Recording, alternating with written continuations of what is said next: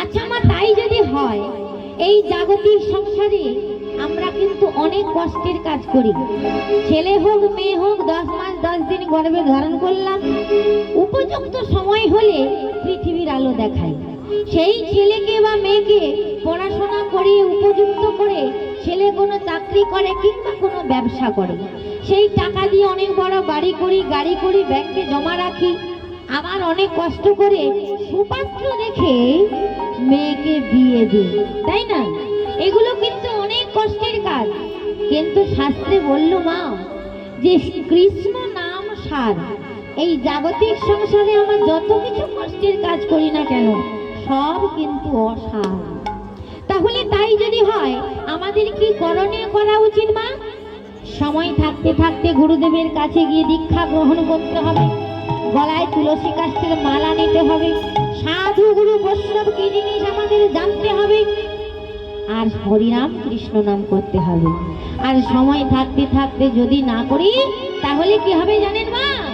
পালাইবার পথ নাই ভাই রে, সব আছে পিছে। পালাইবার পথ নাই রে, সব আছে পিছে। কৃষ্ণ নাম সার ভাই, আর সব পিছে। কৃষ্ণ নাম সার ভাই, আর সব পিছে। মদন ভোলে বলতে পারে, মদন ভোলে বলতে পারে, মদন ভোলে বলতে পারে, মদন ভোলে বলতে পারে। সত্যা বকিতা সবাই মিলি মদন ভোলে বলতে পারে। মানব জনম ধন্য করি মদন ভোলে বলতে পারে। এবার কৃষ্ণ কৃষ্ণ হরি হরি মদন ভোলে বলতে পারে। ভবের ক্ষুধা হরি হরি মদন ভোলে বলতে পারে। তাপিত জ্বালা দূরে করি মদন ভোলে বলতে পারে। বহুল কৃপা করা বলে হরি হে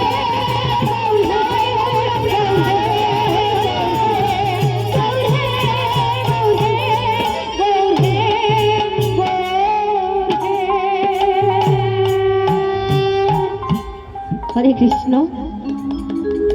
প্রভাত হয়ে গেল মা। প্রভাতে কয়াধু উঠে স্বামীর মঙ্গল কামনা পূর্বক স্বামীকে শুভ বিদায় দিয়ে দিলেন।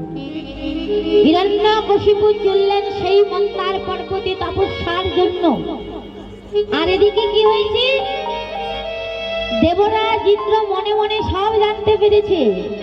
তাই দেবরাজ ইন্দ্র দৈত্য নিধনে প্রবিষ্ট হলেন। এমন সময় দেবরাজ ইন্দ্র কয়াধুর চুলের মুঠি ধরে টানতে টানতে বাইরে নিয়ে আসছে, তাকে হত্যা করবে বলে। এমন সময় নারদ এসে বাধা দিয়ে বলছে, এ কি করো রাজন? এই যে অবলা নারী, ক্রোধের বশীভূত হয়ে যদি তুমি ওই নারীকে হত্যা করো, তাহলে যে তোমাকে নারী হত্যাকারী মহাপাপে ডুবে মরতে হবে। শুধু তাই নয় দেবরাজ ইন্দ্র, তুমি জানো ও কে? ও হলো রাজমাতা কয়াধু। আর ওই মাতা কয়াধুর গর্ভে যে সন্তান আসছে, সে কিন্তু পরম কৃষ্ণ ভক্ত। আর ওই কৃষ্ণ ভক্তের শুভ প্রেরণায় এই দৈত্যকুলের ধ্বংস অনিবার্য। তোমাকে এত কষ্ট করতে হবে না দেবরাজ ইন্দ্র, তুমি এখান থেকে চলে যাও। নারদের কথা মতো দেবরাজ ইন্দ্র আমার মাথা হেট করে সেখান থেকে চলে গেল। আর কৃষ্ণ ভক্ত কয়াধু নারদের চরণ দুটো জড়িয়ে ধরে কেঁদে কেঁদে বলছে, ঠাকুর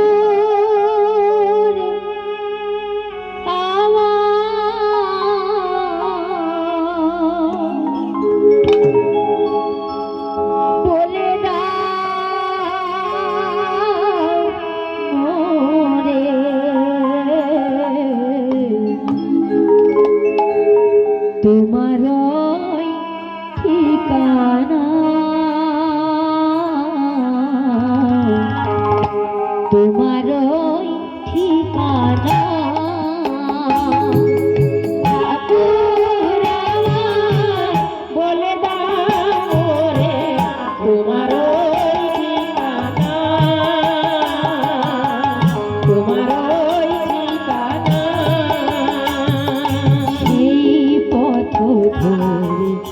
চলে যাব আমি সেই নগরে, চলে যাব আমি, থাকিবে না অজানা তোমার ওই ঠিকানা, তোমার ওই ঠিকানা। ঠাকুর আমার ওরে নগরে, তোমার ওই ঠিকানা, তোমার ওই ঠিকানা। আজ অসহায়া কয়াধকে নিয়ে নারদ আমার মুনি আশ্রমে চলে গেল। আর ওই মুনি আশ্রমে গিয়ে কৃষ্ণ ভক্ত কয়াধু সদা সর্বদা মুনিদিগের সেবা যত্ন করে আর আর ভগবান শ্রবণ করে। একদিন মাতা কয়াধু মনে মনে চিন্তা করল যে গোবিন্দের দেখা পেতে হলে, তার সেবা পরিচর্যা করতে হলে প্রথমে শাস্ত্রে বলেছে নববিধা ভক্তির আশ্রয় নিতে হবে। না, এই নববিধা ভক্তির আশ্রয় নিতে হবে। নববিধা ভক্তির আগে কি আছে? শ্রবণম, আগে শুনতে হবে আমাদের, তাই না? শ্রবণম, এর পরে আছে কীর্তন। শুনতে শুনতে আমাদের কীর্তন গাইতে ইচ্ছে হবে।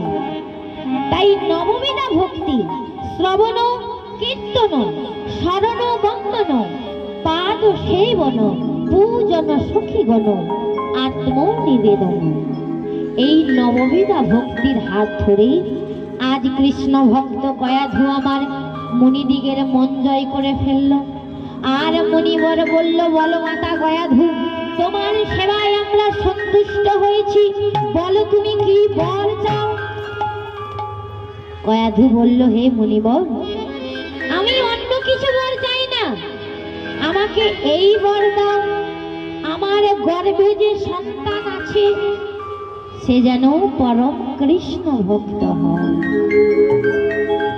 মুনিবর বলল, হে মাতা কয়াধু, তোমার গর্ভের সন্তান বহু পূর্বেই কৃষ্ণ ভক্ত হয়ে গেছে।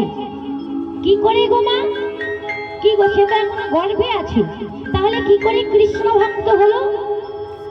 না, হিরণ্যকশিপু যখন স্ত্রীকে রতি দান করেছিল তখন কিন্তু তার মনে শুধু কৃষ্ণের চিন্তা ছিল। কৃষ্ণের নাম মনের মনে জপতে জপতে সে কিন্তু রতি দান করেছিল স্ত্রীকে। তাহলে সেই মুহূর্তে ওই হিরণ্যকশিপুরের মনে একটা সৎ ভাবনার উদয় হয়েছিল, তাই তার গর্ভের সন্তান কৃষ্ণ ভক্ত হয়েছে। শুধু তাই নয় মা, গর্ভে সন্তান থাকাকালীন কয়াধু আমার মুনিদিগের সেবা যত্ন করে, ভগবত শ্রবণ করে, প্রসাদ সেবন করে। রাধে রাধে। এখানে একটা কথা মা, এই জাগতিক সংসারে মায়েরা ভালো করে শুনে রাখবেন, এই জাগতিক সংসারে কোনো গর্ভবতী মা গর্ভ অবস্থায় যেমন আচার আচরণ করে থাকে, ঠিক তেমনি তার গর্ভের সন্তান জন্মাবার পর সেই সন্তান কিন্তু মায়ের চরিত্রের বহিঃপ্রকাশ ঘটায়। এ কিন্তু আমার মুখের কথা নয় মা, মহাভারতের কথা। সুভদ্রাকে একদিন গর্ভ অবস্থায় চক্রব্যূহের আদি অন্ত ঘটনা কিন্তু অর্জুন শুনিয়েছিল, তাই না? তো সুভদ্রা আমার প্রবেশদ্বার পর্যন্ত শোনার পরে ঘুমিয়ে পড়েছিল।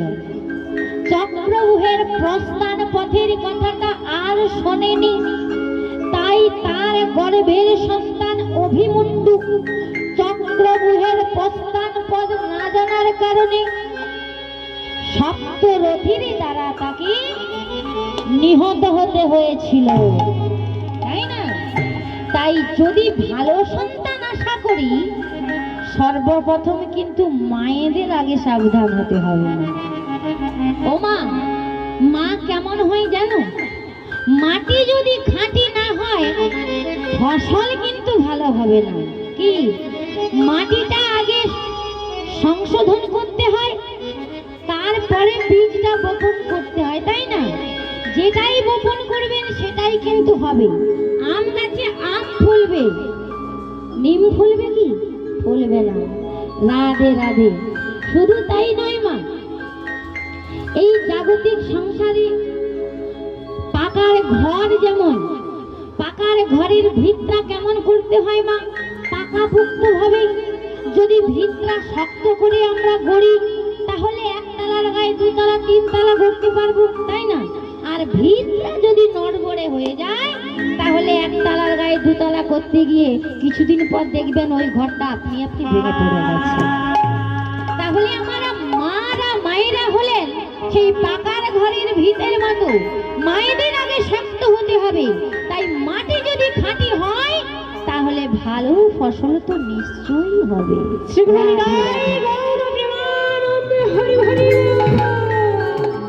তাই আজ কয়াধুর গর্ভে সন্তান থাকাকালীন সদা সর্বদা কৃষ্ণ ভক্ত কৃষ্ণের নাম গান করেছে।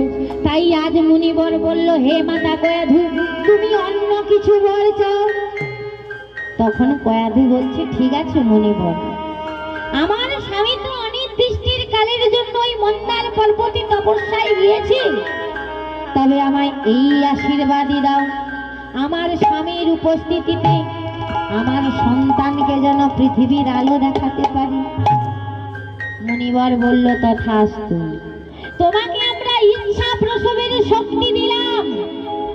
যতদিন না তোমার স্বামী তপস্যা থেকে ফিরে আসবে, না চাইলেই, ততদিন তোমার গর্ভের সন্তান গর্ভেই থাকবে। রাধে রাধে। তাহলে কয়াধু কি পেল মা?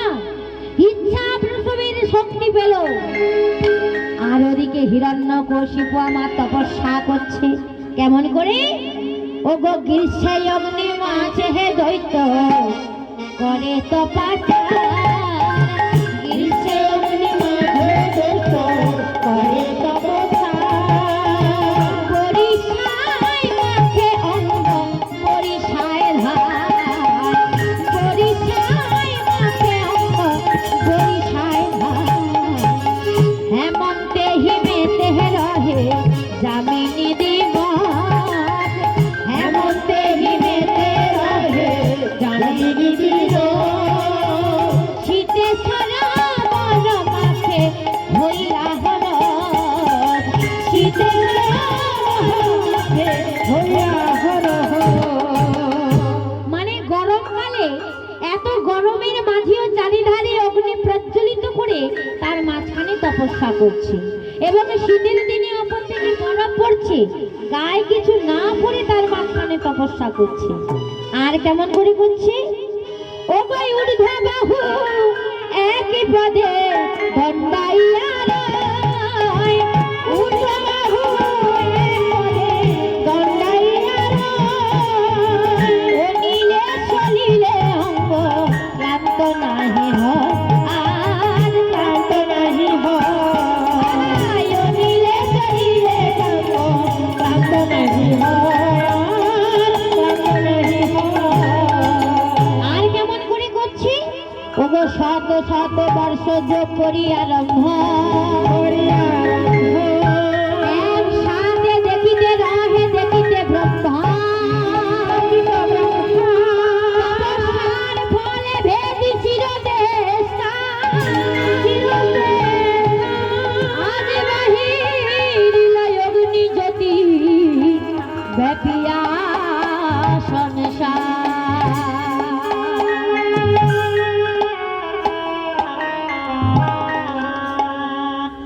তপস্যার ফলে হিরণ্যকশিপুরের শিরোদেশ থেকে এক দিব্য জ্যোতি বের হয়েছিল। আর সেই দিব্য জ্যোতি স্বর্গ মর্ত পাতাল ত্রিভুবন প্রলয় শুরু করেছিল। দেবতা মণ্ডলী ভয়ে ভীত হয়ে ব্রহ্মার শরণাপন্ন হলো। ব্রহ্মা আমার হিরণ্যকশিপুরে তপস্যারত হিরণ্যকশিপুরের কাছে গিয়ে বলছে, বৎস,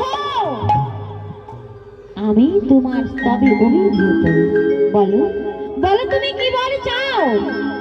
হিরণ্যকশিপু দেখলো, বাহ, এতদিন পরে প্রভু আমার ডাকে সাড়া দিয়েছে, ঠিক আছে, ওগো বর যদি দেবেন প্রভু গো,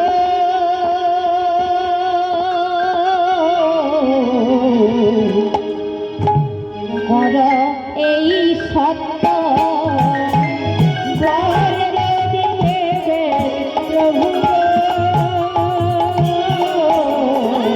কর এই সত্য, বহুদিনে আশা মোর চাই অমরত্ব গো, চাই অমরত্ব, বহুদিনের আশা আজ বহুদিনের আশা মোর চাই অমরত্ব গো, চাই অমরত্ব। ব্রহ্মা বলল, না না বৎস, অমরত্ব আমি তোমায় দিতে পারবো না, তুমি অন্য কিছু বর চাও। হিরণ্যকশিপু দেখলো সহজ ভাবে আমি ব্রহ্মার কাছে মনের বাসনাগুলি আদায় করতে পারবো না, তাই ঘুরিয়ে ফিরিয়ে কেমন করে হিরণ্যকশিপু আমার ব্রহ্মার কাছে মনের বাসনাগুলি আদায় করছে। কি বলছে? বলছে নরের হাতে না মরি, নরের হাতে না মরি, নরের হাতে না মরি, নরের হাতে না মরি, আমি পশুর হাতে না মরি, পশুর হাতে না মরি, আমি দিনের বেলায় না মরি, নরের হাতে না মরি, রাত্রেও যেন না মরি, নরের হাতে না মরি, আমি হাতিয়ারে না মরি, নরের হাতে না মরি, আমি সকালেতে না মরি, নরের হাতে না মরি। হিরণ্যকশিপু কি বলল? আমি নরের হাতে না মরি, সকালে না মরি, বিকালে না মরি, রণক্ষেত্রে না মরি, হাতিয়ারে না মরি। ব্রহ্মা আমার বুঝতেই পারল না, তথাস্তু বলে দিল। মানে ঘুরিয়ে ফিরিয়ে বলেছে তো। আচ্ছা মা, হিরণ্যকশিপু যদি কোথাও না মরে, তাহলে কি ব্রহ্মার কাছে অমরত্বটা আদায় করা হলো না? হলো। সহজ ভাবে দিল না বলে একটু ঘুরিয়ে ফিরিয়ে আদায় করে নিল। এই কথা বলে ব্রহ্মা আমার চলে গেল। এদিকে হিরণ্যকশিপু আমার বর পাওয়ার পর আনন্দে ক্রোধে দুর্বাহু উঠে ছুড়ে আকাশ পাতাল সম্পূর্ণ দশটি অর্থ হাতিতে ফেলে বললেন এবং প্রতি পাদে মহিতর কাঁপে হিরণ্যকশিপু আমার পুনর্বার রাজ্যে ফিরে এল। রাজ্যে ফিরে এসে প্রজাদের নিয়ে রাজকার্যে ব্যস্ত হলো এবং কর্মচারীদের আদেশ দিল যে যাও, যারা বিষ্ণু পরায়ণ তারা যেন বিষ্ণুকে বাদ দিয়ে এই হিরণ্যকশিপুরের পূজা করে, আর যারা অমান্য করবে শুলে চড়ানো হবে। এই নির্দেশ দিয়ে দিলেন কর্মচারীদের। রাধে রাধে। এবার কি হয়েছে গো মা? কয়াধু তো মুনি আশ্রমে ছিল, তা কয়াধু জানতে পেরেছে আমি নাকি তপস্যা থেকে আবার রাজ্যে ফিরে এসেছি। তাই কয়াধু মুনি আশ্রম থেকে ফিরে এলো রাজ্যে। আর ফিরে এসে কয়াধু কি করছে গো? ইচ্ছা প্রসব, যখন তখন নয় আবার। ওগো শুভ দিনে শুভ মনে মাতা ইচ্ছা প্রসব করিল, শুভ দিনে শুভ ইচ্ছা প্রসব করিল। কৃষ্ণ ভক্ত প্রহ্লাদের জনম হইল গো, জনম হইল। কৃষ্ণ ভক্ত প্রহ্লাদের ইচ্ছা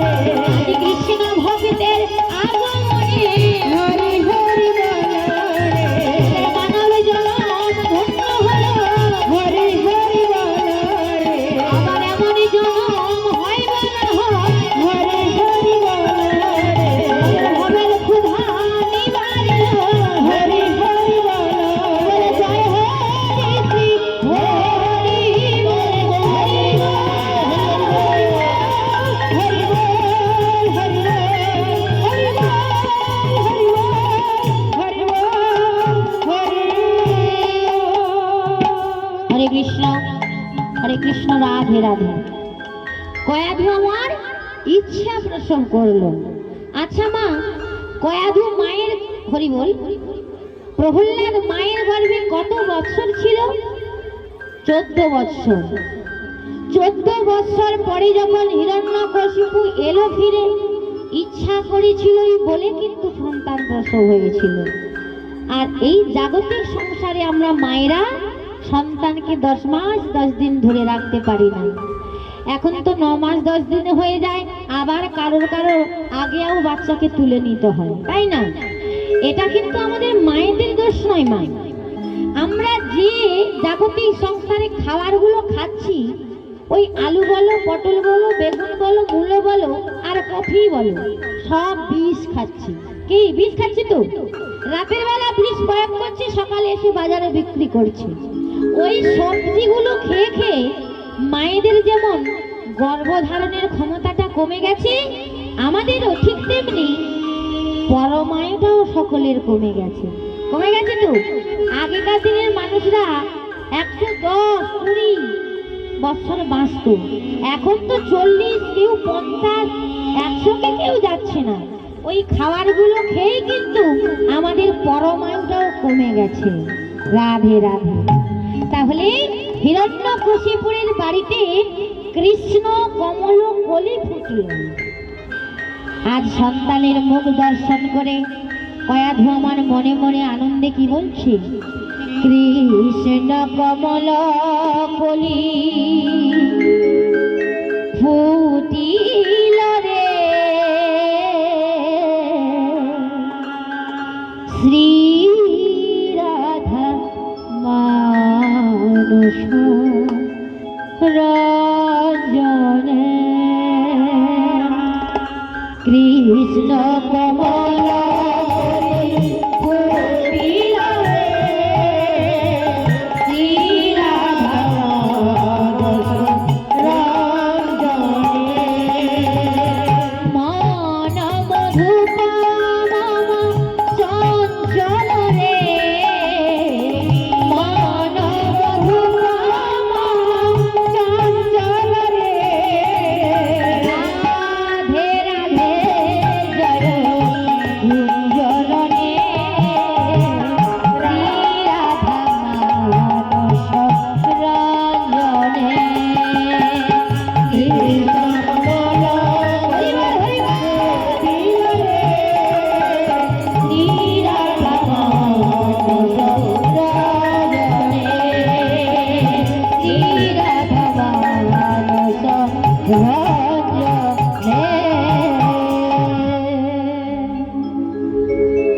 হিরণ্যকশিপুরের 4 জন সন্তান, সংহারলাভ, অনুল্লাভ, লাভ এবং কনিষ্ঠ পুত্রের নাম রাখলেন দৈত্যগুরু শুক্রাচার্য প্রহ্লাদ। প্রহ্লাদ যখন একটু একটু করে বড় হতে লাগলো, প্রহ্লাদের বয়স যখন 5 বছর হলো, প্রহ্লাদ কি করে না ভাইদের সঙ্গে মাঠের মধ্যে খেলাধুলা করতে চলে যায়। আবার খেলতে খেলতে বাড়িতে ছুটে এসে মায়ের কোলে বসে মায়ের গলাটা জড়িয়ে ধরে আধো আধো ভাষায় মাকে বলে, ও মা, বলতে পারো কোথায় গেলে আমি আমার কৃষ্ণের দেখা পাবো? বলো না মা। আমি কোথায় গেলে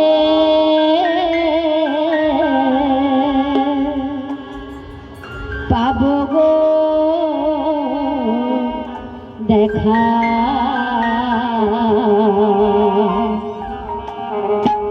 আমার ঘন শ্যাম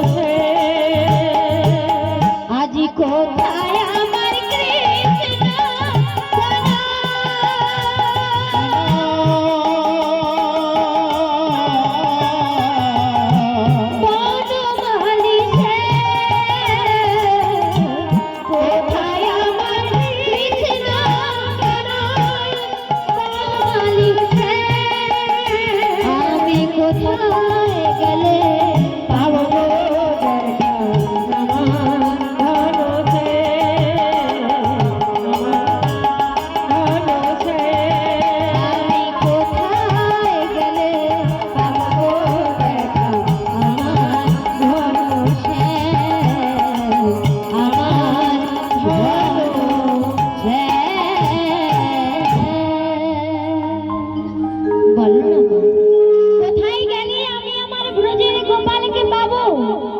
কয়াধু বলছে, ওরে বাবা, এই কৃষ্ণ নাম তুই করিস না, কারণ এই কৃষ্ণ নাম যদি তোর পিতা একবার শুনতে পায় তাহলে যে তোকে ছাড়বে না রে। প্রহ্লাদ বলছে, কেন গো মা, কৃষ্ণ নামে পিতার এত অশ্রদ্ধা কেন? কৃষ্ণ তো সকলের বন্ধু, সকলের হিতকারী, তাহলে তাকে কিংবা তার এই মধুমাখা কৃষ্ণ নামকে এই রাজ্যে ঠাঁই দিচ্ছে না কেন মা? তুমি দেখে নিও মা, আমি বাবাকে ঠিক ওই পথ থেকে ফিরিয়ে আনবো মা।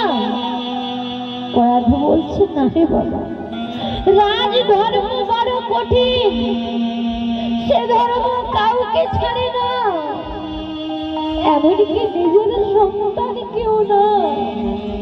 তাই বলছি, ওরে বাবা প্রহ্লাদ, তুই কৃষ্ণ নাম ভুলে যা। প্রহ্লাদ বলছে, মা, তুমি যে আমায় কৃষ্ণ নাম ভোলার কথা বলছো, একটু তোমার কষ্ট হচ্ছে না মা? আমি যে তোমার গর্ভে জন্ম নিয়ে এসেছি, তোমার কি একটু খুশি হচ্ছে না মা? তোমার কি মনে প্রাণে একটু দয়া মায়া নেই মা? মা গো, তোমার মনে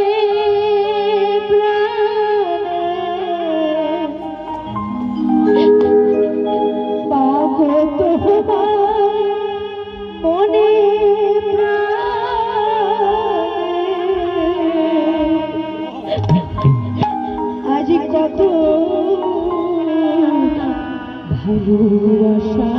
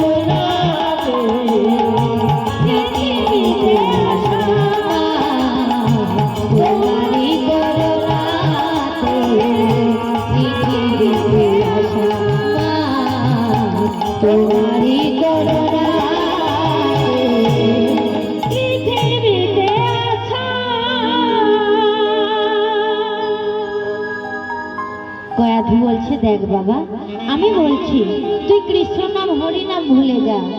প্রহ্লাদ বলছে, জানো মা, আমি যদি কৃষ্ণ নাম ছেড়ে দিই, কৃষ্ণ নাম কিন্তু আমায় ছাড়ে না। আমি যদি হরি নাম ভুলে যাই, হরি নাম যে আমায় ভোলে না।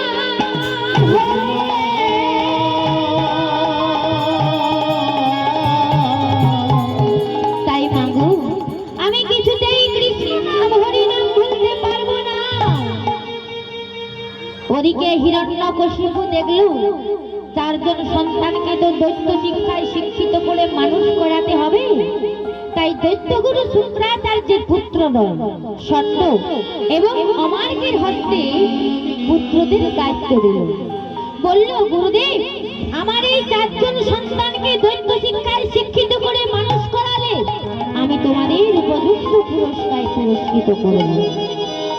এই নির্দেশে চারজন সন্তানকে গুরুদেবের পাঠশালাতে পাঠিয়ে দিল।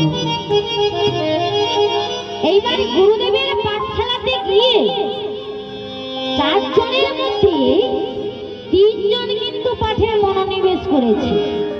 প্রহ্লাদের কিন্তু গুরু পাঠে মন বসে না। গুরুদেবের পাঠশালাতে গিয়ে প্রহ্লাদ কি করে গো? প্রহ্লাদ বলে, পড়াশোনা বাদ দিয়ে কৃষ্ণ নাম করছে। আর কত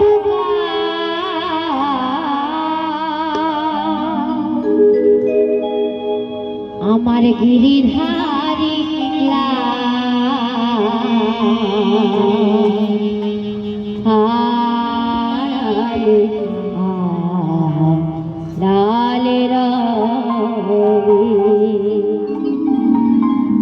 আর কত গিরিধারী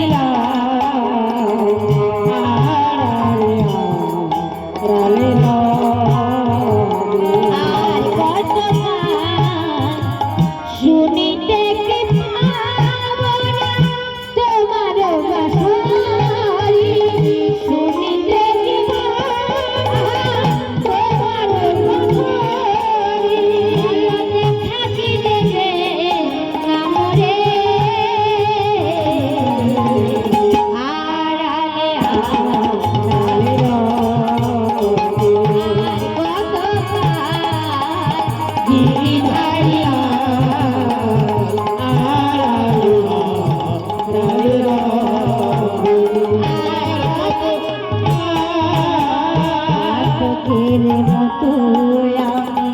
আকাশে চাহিয়া কত না দেখেছি প্রভু কাঁদিয়া কাঁদিয়া।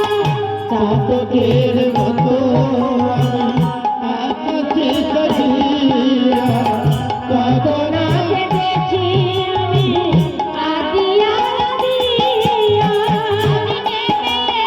শুধু শ্রাবণের ধারা নেমে এলো, শুধু শ্রাবণের ধারা কতই কাঁদালে বলে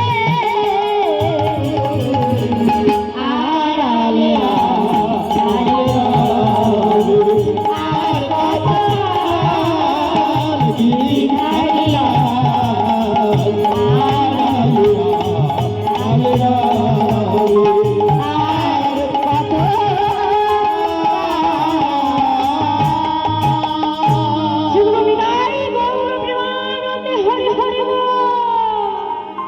গুরুদেবের পাঠশালাতে গিয়ে পড়াশোনা বাদ দিয়ে প্রহ্লাদ কৃষ্ণ নাম করে। গুরুদেবের কৃষ্ণ নাম শুনে ভয় পেল, কারণ হিরণ্যকশিপু যদি জানতে পারে যে তার সন্তান পড়াশোনা বাদ দিয়ে কৃষ্ণ নাম করছে, তাহলে আমাদের শাস্তি পেতে হবে। তাই প্রহ্লাদকে ডেকে বলছে, এই প্রহ্লাদ, পড়াশোনা বাদ দিয়ে ওগুলো তোর কি? আয় আমার কাছে, আয় আমার কোলে বসে আমার সঙ্গে সঙ্গে বল তো বাবা, বল ক। প্রহ্লাদ বলল, কয় কি জানো গুরুদেব? কৃষ্ণ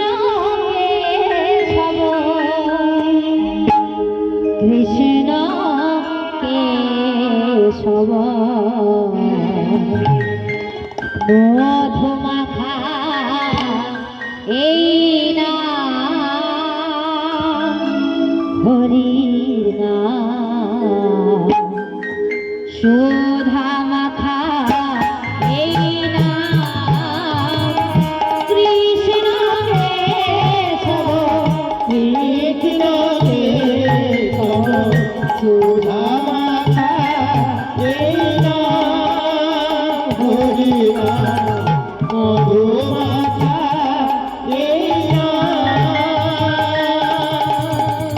জপরে জপরে জপরে রাসনাম জপরে জপরে জপরে রাসনাম আজ যদি যাবি ব্রজধাম হরি নাম সুধা মাখা এই নাম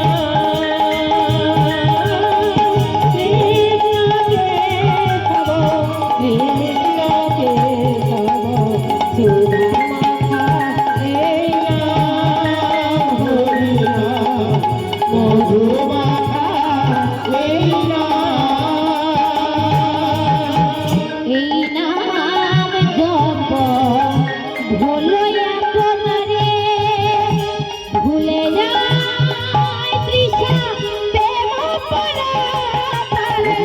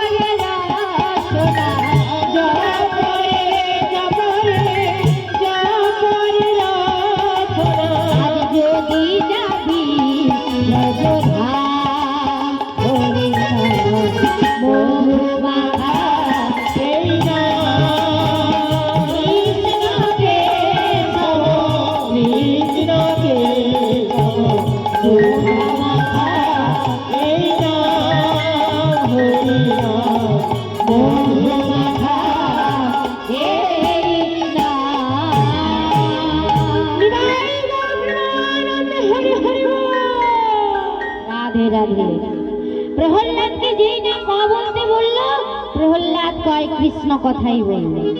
এই প্রহ্লাদ তুই আবার কৃষ্ণ নাম করছিস, ওগুলো বাদ দিয়ে বল খ। প্রহ্লাদ বলল ক্ষয় খগেন্দ্র বল গো ভয়ে গিরিধারী বল ঘ ভয়ে ঘনশ্যাম জয় চিন্তা মণি। গুরুদেব প্রহ্লাদকে যত সর্বর্ণ ব্যঞ্জন বর্ণ বলতে বলল একের পর এক কৃষ্ণ কথাই বলল প্রহ্লাদ। গুরুদেব কি করেছে বলে যা এত করে বলছি কোনো কথাই শুনছে না, যা, আজকে পাঠশালা ছুটি করে দিলাম। বিরক্ত হয়ে গেছে, এত বলে বলে যখন শুনছে না গুরুদেব বিরক্ত হয়ে পাঠশালা ছুটি করে দিয়েছে। এইবার পাঠশালা ছুটি করে দিতে সমস্ত ছেলেরা পাঠশালার সামনে খেলাধুলা করছে, কিন্তু প্রহ্লাদ আমার মনের দুঃখে এক ধারে বসে আছে। প্রহ্লাদের অন্য ভাইরা এসে বলছে ওরে ভাই প্রহ্লাদ তুই বলতে পারিস তোর কেন গুরু পাঠে মন বসে না? প্রহ্লাদ বলছে গুরু পাঠে কেন মন বসে না জানিস? তোরা যে গুরুদেবের কাছে বিদ্যা লাভ করছিস ওগুলো সব জড় বিদ্যা। শাস্ত্রে কি বলেছে জানিস ভাই? জড় বিদ্যা যেসব হয় মায়ার বই হয়, ও সকল মূল্যহীন বিদ্যা। তাই ওই সকল বিদ্যায় আমার মন বসে না। তখন ভাইরা বলছে আচ্ছা প্রহ্লাদ তোর কোন বিদ্যায় মন বসে? প্রহ্লাদ বলছে জানিস ভাই কোন বিদ্যায় আমার মন বসে? যে বিদ্যা লাভ করলে আমার গোবিন্দকে পাওয়া যায়। যে বিদ্যা লাভ করলে অচিরেই গোবিন্দের চরণ প্রাপ্তি হওয়া যায়, যে বিদ্যা লাভ করলে বারবার এই জরা ব্যাধি মানব জনম পেয়ে এই পৃথিবীর বুকে আসতে না হয়, ওরে ভাই কৃপা করে তো আমায় সেই বিদ্যা কেউ প্রদান করছে না। তাই ওই সবগুলো মূল্যহীন বিদ্যায় আমার মন বসে না। এইবার বাড়িতে হিরণ্যকশিপু ভাবলো যে তার সন্তান কেমন দৈত্য শিক্ষায় শিক্ষিত হয়েছে, একটু পরীক্ষা করে দেখতে হবে। সারা বছর পড়াশোনা করলাম, বছরের শেষে একবার পরীক্ষা দিতে হয়, পাস কি ফেল রেজাল্ট পাওয়া যায়, কেমন পড়লাম। এইবার কেমন গুরুদেবের কাছে 4 জন সন্তান শিক্ষা লাভ করেছে, হিরণ্যকশিপু আমার পরীক্ষা করবে। তাই কর্মচারীদের বলল 4 জন সন্তানকে নিয়ে এসো। এইবার পাঠশালা থেকে 4 জন সন্তানকে নিয়ে এসেছে। প্রথমে ছোট পুত্র প্রহ্লাদকে কোলে বসিয়েছে। কোলে বসিয়ে যত্ন করে আদর করে মাথায় হাত বোলাচ্ছে আর বলছে, ওরে বাবা বল না বাবা তুই কি নিবি। প্রহ্লাদ বলছে, জানো পিতা আমি কোনো কিছু চাই না, কোনো কিছুর প্রতি আমার লোভ নেই। কেন না জানো পিতা, এই জগতে যা কিছু আছে সব কিন্তু বিশ্ব স্রষ্টা। তা আমি মরে গেলে তো আমার সঙ্গে কিছু দেবে না, তাই আমার কোনো কিছুর প্রয়োজন নেই। আর কি জানো পিতা, কি এমন ধন আছে যা দিয়ে তুমি আমায় সন্তুষ্ট করবে। আচ্ছা পিতা, এই জগতে কৃষ্ণ ধনের চেয়ে আর কি অমূল্য ধন আছে যা দিয়ে তুমি আমায় সন্তুষ্ট করবে। জানো পিতা জানো, কৃষ্ণ প্রেমে যা পিতা অন্তরে লেগেছে, নয়ন দেখিলে তারে যা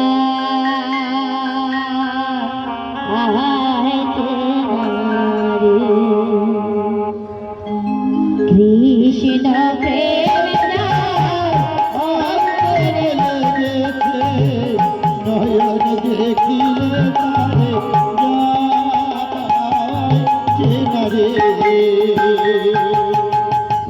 লালন মহলে ওরে মন কি করিতে আহিলাম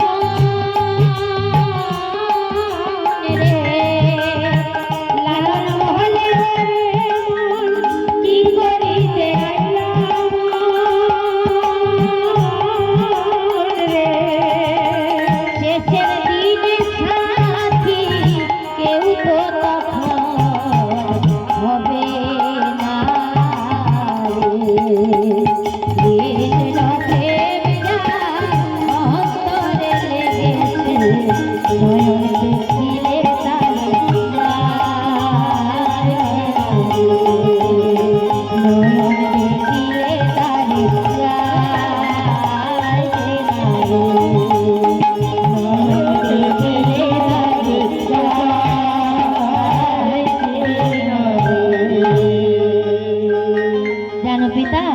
কৃষ্ণ নামে যার একবার অন্তরটা মজে গেছে তাকে কিন্তু সহজেই চেনা যায়। হিরণ্যকশিপু দেখলো, বাড়ি আমি কৃষ্ণের ভক্ত নয়, অথচ আমার পুত্র কৃষ্ণের নাম গান করছি। হিরণ্যকশিপু আমার গুরুদেবকে ডেকে বলছে, গুরুদেব তুমি আমার সন্তানকে কি শিক্ষা দিয়েছো। গুরুদেব ভয় বলছে, মহারাজ আমরা তোমার ছোট ছেলেকে শিক্ষা দিতে পারিনি, আপনি অন্য 3 পুত্রকে পরীক্ষা করে দেখুন, সবাইকে একই শিক্ষায় শিক্ষিত করেছি। তো হিরণ্যকশিপু 3 পুত্রকে পরীক্ষা করতে দেখলো সবাই ঠিক আছে, কিন্তু প্রহ্লাদ একেবারেই আলাদা। তাই গুরুদেবকে উপযুক্ত পুরস্কার পুরস্কৃত করে বিদায় দিলেন এবং প্রহ্লাদকে শাস্তি দেওয়ার জন্য কারারক্ষীকে আদেশ করলো। বললো, নিয়ে যাও তোমরা প্রহ্লাদকে একটা অন্ধকার ঘরের মধ্যে বন্ধ করে দেবে। প্রহ্লাদের মুখে জল অন্য কিছুই দেবে না যতক্ষণ না মুখ থেকে কৃষ্ণ নাম ত্যাগ করে। তো প্রহ্লাদকে তো একটা ঘরের মধ্যে বন্ধ করে দিয়েছে। এইবার সেই অন্ধকার ঘরে বসে প্রহ্লাদ মনে মনে ভাবছে, বাহ বাহ বাহ বাহ বাহ, এই তো উপযুক্ত পরিবেশ। এই অন্ধকার ঘরে বসে আমি যদি আমার গোবিন্দের নামগান করি, তাহলে তো আমার পিতা আমায় বাধা দিতে আসবে না, কিংবা আপত্তিও করবে না। তাই সেই অন্ধকার ঘরে বসে মনের আনন্দে প্রহ্লাদ বলছে, কোথা তুমি নারায়ণ,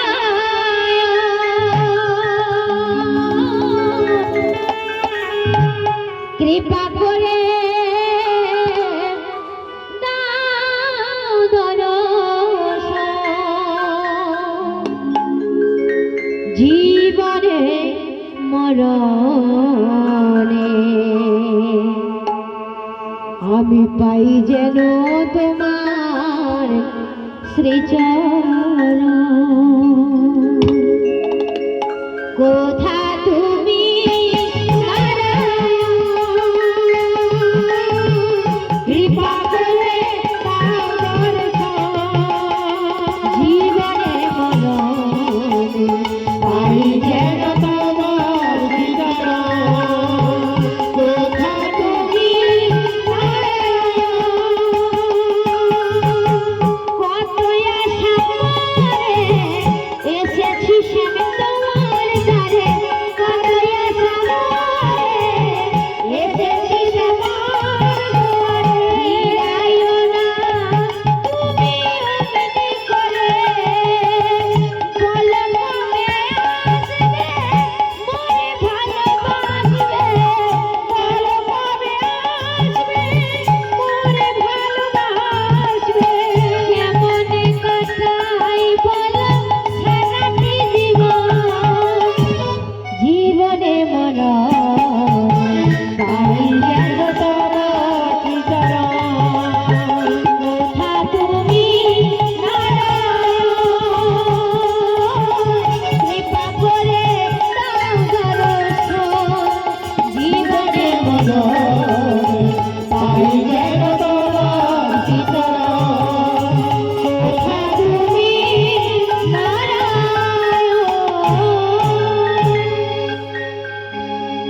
কৃষ্ণ নামে সেই অন্ধকার ঘর বদ্ধ থাকলো না, গোটা রাজ্যময় কৃষ্ণ নামে গমগম করতে লাগলো। হিরণ্যকশিপু ভাবলো, না না না না, এখানে প্রহ্লাদকে রাখা যাবে না, এখান থেকে বহু দূরে পাঠিয়ে দিতে হবে। তাই কর্মচারীকে বলল, ওখান থেকে প্রহ্লাদকে নিয়ে এসো, আর বুকে পাষাণ বেঁধে তোমরা সূর্য পর্বত থেকে সমুদ্রে ফেলে দাও।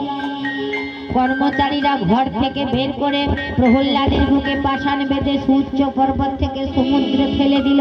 কিন্তু প্রহ্লাদের কোনো দিকে ভ্রুক্ষেপ নেই, সদা সর্বদা কৃষ্ণ নাম করছে।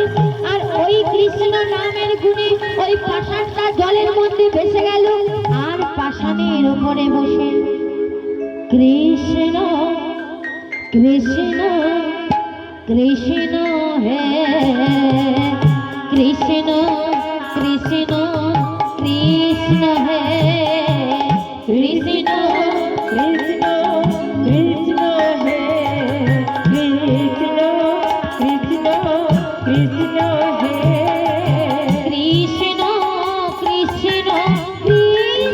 হে কৃষ্ণ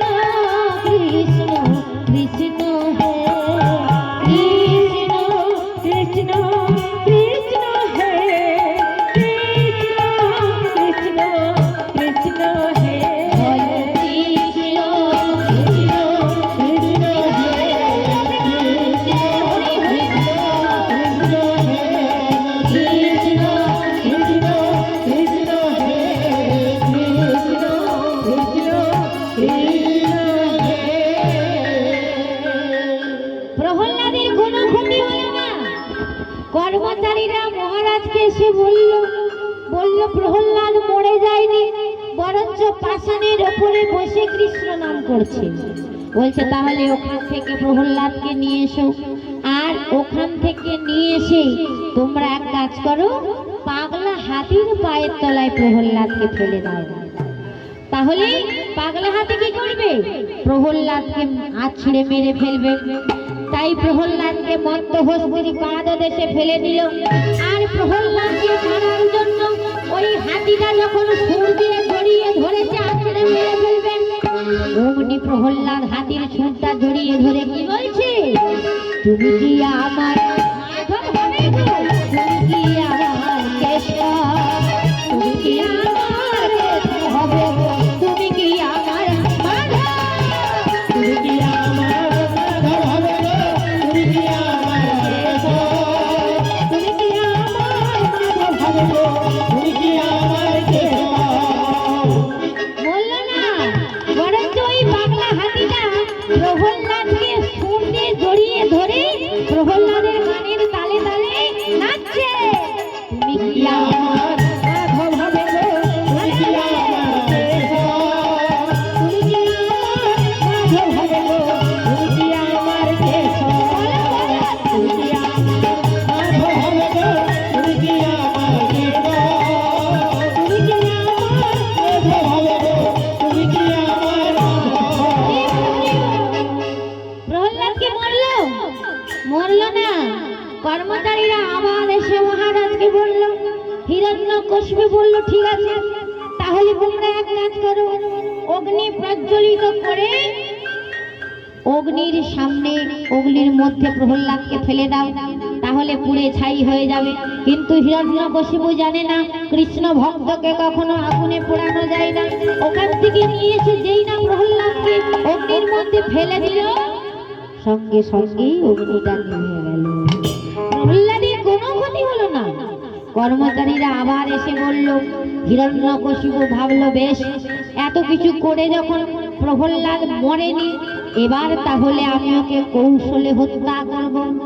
কৌশলটা কি না, কিছু ফলের সঙ্গে হিরণ্যকশিপু বিষ মাখিয়ে দিয়েছে। এইবার বিষ মাখানো ফল দ্রব্যাদি হাতে নিয়ে মনে মনে ভাবছে, এটা নিয়ে গিয়ে যদি বলি, ওরে বাবা প্রহ্লাদ, এটা প্রসাদ তুই খেয়ে নে, খাবে? খাবে না, কারণ প্রহ্লাদের চরম শত্রু কিন্তু তার নিজের পিতা। তাই পিতা যদি ভালো জিনিসও দেয়, প্রহ্লাদ কিন্তু গ্রহণ করবে না। তাহলে কি করে ওই বিষটা প্রহ্লাদকে খাওয়াবে? না, ওই বিষ মাখানো ফলটা নিয়ে কয়াধুরে, মানে প্রহ্লাদের মায়ের কাছে নিয়ে গেল। কয়াধুরের কাছে, কয়াধুরের কাছে নিয়ে গিয়ে বলছে, ওগো কয়াধুর, কোথায় গেলে কয়াধুর?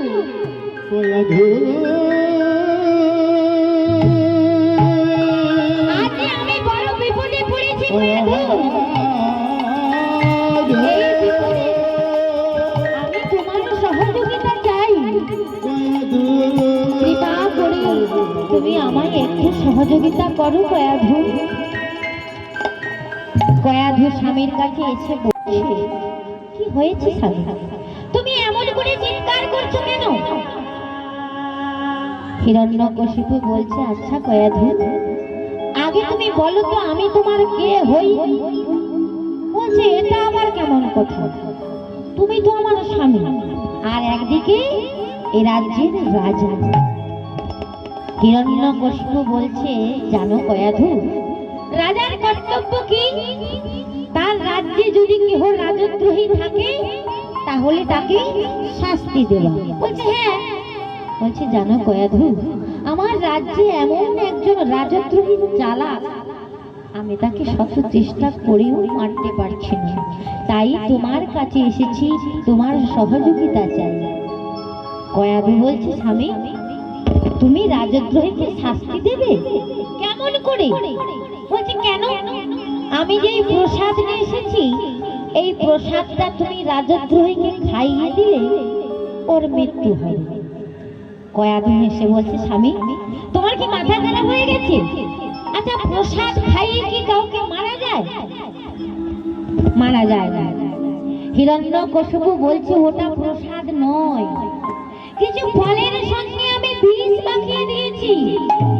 তা বিষ মাখানো ফল বললে তো কেউ খাবে না, তাই তুমি যদি ওটা প্রসাদ বলো, তাহলে রাজদ্রোহী হাসতে হাসতে খেয়ে নেবে, আর ওর মৃত্যুর পর আমি একটু শান্তিতে শান্তিতে ঘুমোতে পারবো। কিন্তু কয়াধু আমার ভীষণ চালাক, জানে তো তার ছোট পুত্র কৃষ্ণ ভক্ত, তাই আগে জানতে চাইছে কে রাজদ্রোহী। বলছে আচ্ছা স্বামী, তুমি যে রাজদ্রোহীকে শাস্তি দেবে, আগে বলো তো শুনি রাজদ্রোহী কে? হিরণ্যকশিপু বলছে শুনবে কয়াধু? তাহলে বলি শোনো। আমাদের রাজ্যে, আমাদের প্রাসাদে জানো কয়াধু, আমাদের কনিষ্ঠ পুত্র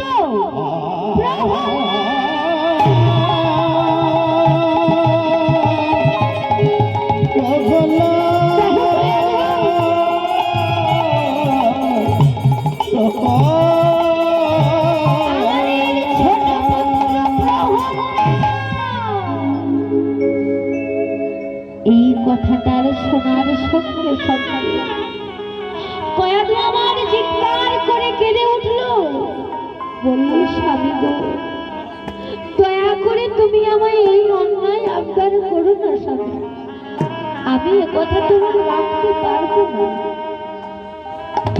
হিরণ্যকশিপু বলল জানো কয়াধু, কর্তব্যের খাতিরে আমি যে আজ বড় অসহায়, পিতা হলেও যে আমি নিজের সন্তানকে মুক্তি দিতে পারবো না, কারণ আমি যে রাজ্যের রাজা। রাজ্যের সবাই আমার দিকে আঙুল দেখিয়ে বলবে ওই যে দেখো, হিরণ্যকশিপু রাজা হয়েও নিজের সন্তান রাজদ্রোহী বলে শাস্তি না দিয়ে মুক্তি দিল। রাজা নামে যে আমার বড় কলঙ্ক হবে কয়াধু। তাই আমি স্বামী হয়ে তোমার কাছে হাত জোড় করে অনুরোধ করছি, কৃপা করে তুমি আমায় এই সহযোগিতাটা করো।